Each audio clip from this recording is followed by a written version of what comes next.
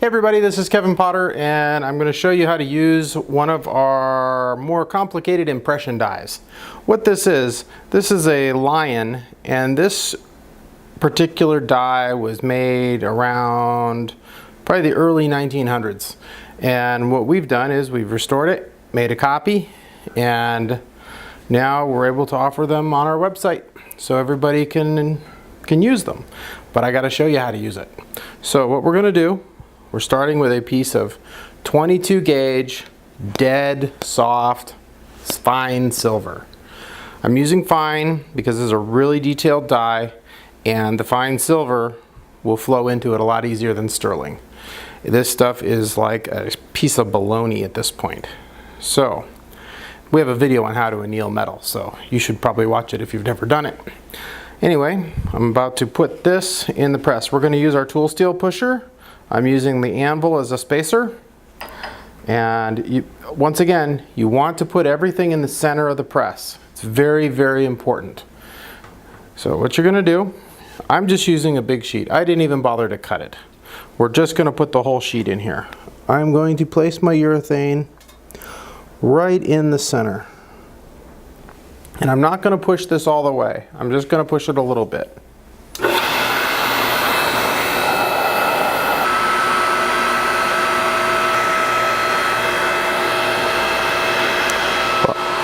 You can see where it's starting. We're going to go again. This is going to be a good chance to use an even smaller piece of urethane, because the hardest part to get in this die is going to be to get the nose. So what you're going to want to do, you get your metal flowing in that direction. And then I'm going to use a little tiny piece of urethane. And I'm going to put it at the very bottom of the stack. And then I'm going to put another piece on top of that. And we're going to push a little bit and see what we get. You got to have patience. Do not think you're going to just drive this thing in one shot.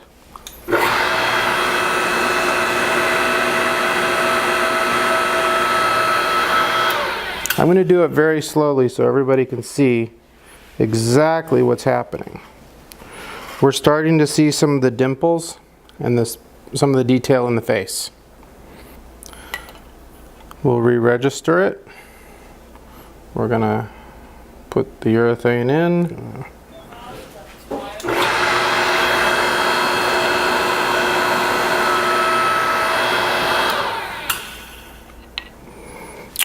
So, got a little bit more, and the face is starting to come up. The main concern you have is thinning out your metal. If you trap the metal out here on the edge by using a big piece of urethane, it'll stretch, and then you'll have a very, very thin stamping, or it'll tear or cut, and then it's no good, and you've wasted a lot of metal.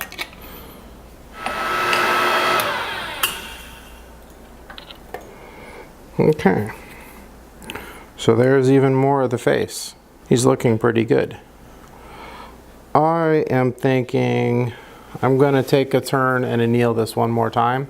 Just the face, just to soften it up again so we don't get a crack. So, what I have here are little tiny pieces of urethane. We sell these in a pack, so you get a pack of them. And what this is going to do, what I'm going to do with this little piece, I'm going to put it right in the nose, because I want his nose to come out. That's important. So we're going to put a little piece right there on the nose, and I'm going to fill up this whole face with little tiny pieces of urethane. And then I'll put one big piece on top to help push it all in.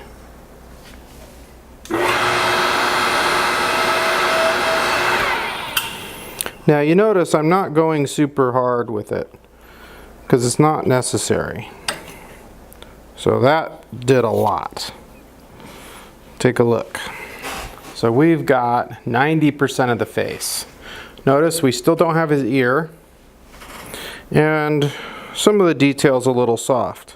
But before you go pushing the whole thing super hard to bring up all the final detail, you really want to get the form, sunk in. you're gonna have to practice. This is not gonna be a simple one, but like I said, this is a pretty cool die. And I've got quite a few of these, and they're definitely worth the effort. So I'm gonna go ahead and reveal that ear by carefully placing a piece of urethane over in that corner. So I'm just gonna take and put it right there. And you'll still wanna center it.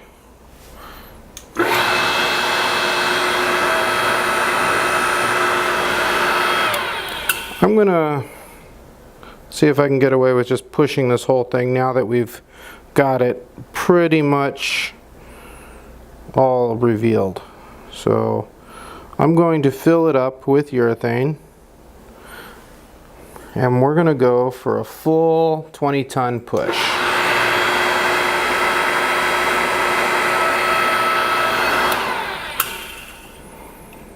That looks pretty good. Now, they'll be stuck in the die a little bit, so you're going to have to kind of work at it. Wow, he's looking pretty nice. If you're going to use a press with urethane, this is about as good as you're going to get with this type of a system. The way they would have done this in industry is they would have had a male die. Now, we can provide and make male dies, but what's really important if you're going to use a male die, it has to be in a die shoe, because I get requests all the time, people saying, I just need a male die. But they have to line up perfectly, and they can't collide together, which means they can't actually touch each other. So you actually have to have, not only do you have to have them perfectly aligned, but you also have to take into consideration the thickness of the metal. So when you see a male and female die being operated together, they're not in a press like this. And if they are in a press like this, they're within a shoe. And it's basically a guide system. And you'll have a control system to control the depth. So all of that type of stuff is great, but it turns your press into a one-trick pony. You're only going to be able to do that die. So it would take you hours to set up for the next die and realign everything. So it's just not real practical for most artists. If you were going to strike 1,000 of these lions, then yeah, that's the kind of machine you'd want. But for most of us, we're going to make 1, 2, maybe 10 of them. And this is still the best way to go. Thanks for watching.